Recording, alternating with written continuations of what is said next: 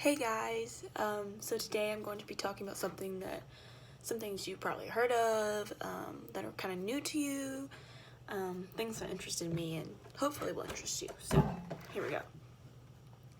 There are 5 topics or sections presented in Chapter 5 of David Reynolds' novel titled America, Empire of Liberty.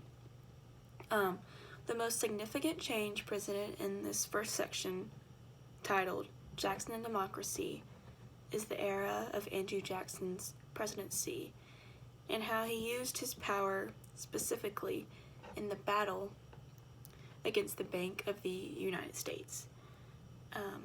Page 99 explains how Jackson's supporters stated how, quote, the notes carried interest, and hardworking Westerners would fall into debt, and their properties would be auctioned off. Jackson vetoing against the bank and declaring it unconstitutional changed not only the way that people viewed the bank, but it also ultimately led to the questioning of the Supreme Court and the beginning of a democracy that continues on to this day.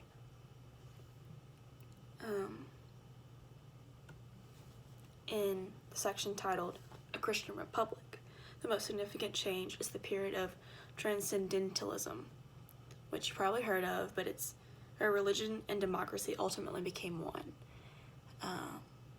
which is quite interesting actually, and I didn't know that democracy was a part of this. I thought it was just religion, but no. Page 104 shows the changes that took place because of this religious revival. Quote, by 1860, there were almost as many Methodist churches in the United States as there were post offices. About 20,000, having started from none at the time of the Revolution, which I think is quite interesting because I didn't even realize how influential this movement was and how important religion became and how much church became a part of people's lives. Not only in a religious aspect, but democracy was a part of it as well. So I found that interesting. In the section titled The Indian Trail of Tears, the most significant change is, you might have guessed, the Trail of Tears. Page 113 states how the once powerful Cherokees were on a 6-month journey to move to new Indian territory west of the Mississippi.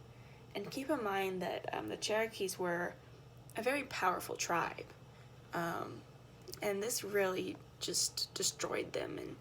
And because of this long and tiring journey, many of them died so that America could ultimately expand as a, quote, cotton kingdom, as mentioned in the book. So America really only had its own interest at heart, not the Indians' interest at heart at all. So in the section titled Frontier Values, the most significant change is the invention of the plow by John Deere, who you've probably heard of. Page 115 explains how his experiment with a plow, quote, proved superior both in cutting sod and in scouring itself of clay. Today, John Deere tractors are still commonly used, and you've probably heard of them. But something I didn't know about, something you probably learned is, but he's made well known because of this plow, that, quote, tamed the prairies. So agriculture became a big part of society, and his use of the plow really helped Americans out during this time of a need for these inventions and stuff. The last section titled, quote, Let Us Conquer Space, their most significant change is the invention of the railroad and how it ultimately transformed transportation overall forever. We still use railroads today, so it's very interesting.